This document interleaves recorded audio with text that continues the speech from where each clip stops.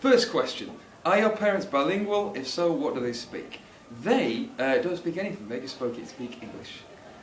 Second one, did the second language doesn't affect us? 3, where do your ancestors come from?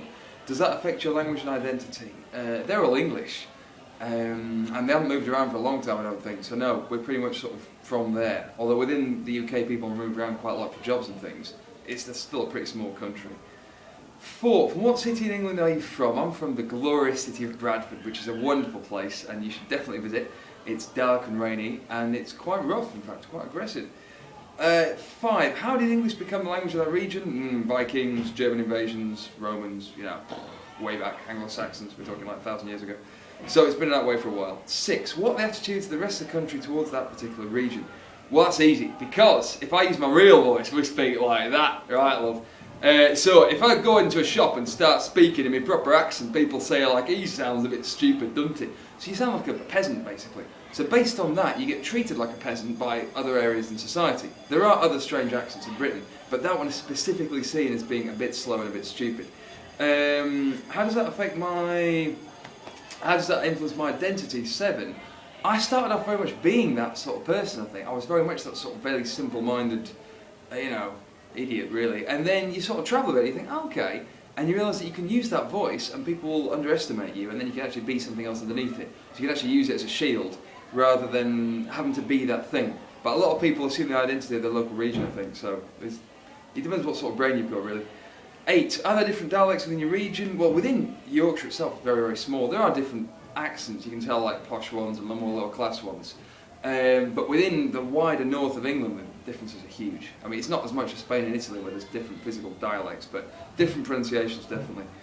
Which of those do I speak? Not many, not really. Really my own, and then this one, which is received pronunciation, which we all have to learn if you want to leave your area. Did your accent affect you later in life? Yeah, I had to change it. That's the next question, though. You get treated differently, and you get laughed at a bit, but in a nice kind of way, because people hear this voice on TV all the time. But yeah, it changes you, because you realise you leave your area, and you realise that, oh, I have to be someone else to get what I want. And that's quite a strange thing to have to do, I think. Do you live in another country apart from Argentina? Did that affect your accent? Well, Spain and Moscow didn't affect it at all. Did living in Argentina affect your accent? Yes, because here I had to modulate it, and I couldn't teach lessons like that because no one would understand what you're talking about. So I had to then speak slowly, more clearly, which is my best effort, and the kids would then understand what you're saying. So really, Argentina taught me to modulate it much, much more. That was the sort of final stage in the process, I think. How many years have I lived in Argentina? 11, 10, something like that. Yeah, loads of years now. Was I in Spanish? Very, very. Past tense, nightmare, verbs, nightmare. The slang and the language they use in the street, that's quite easy because if you're in the street and talking to people, you pick that up pretty quickly.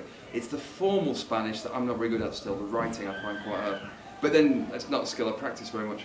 Has this new language changed anything about your identity? Definitely, because as you speak a different language, in my case, you take on different social values, you take on different ideas, you've got different expectations from the conversation, and therefore you become almost a slightly different person. It's like, almost like one half of the other half of your brain. I go back to Britain and don't speak Spanish, and I miss it terribly, because it's a part of me that I really enjoy. That's why I love living here. So, yeah, changes a lot about your identity. It's almost become two people sometimes, I think. 15, you're married to an Argentinian woman, what language do you speak at home? Well, it's Spanish, really, because we met in Spanish. We try and speak English, but she doesn't like it, she's not very good. So yeah, mostly Spanish at home, unless I get angry, or I'm counting, I have to count in English. Do you think that language you speak affects your identity? Well, definitely, as I said before, because when you choose to say something, it's communication. How do you communicate? Verbally, non-verbally, loads of different ways. So when you communicate in a different language, you have to get your point across.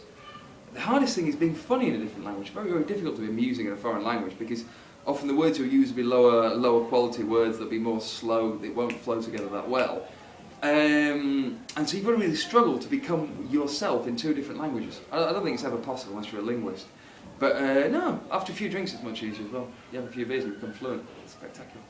And with your friends, do you hang out with English speaking or? I used to spend a lot of time with like the foreigners, but then they come for 2 or 3 years and then they go again. So you'd end up cycling through friends all the time. It's actually quite depressing because you sort of lost all your group of friends, but you lost half of them all the time.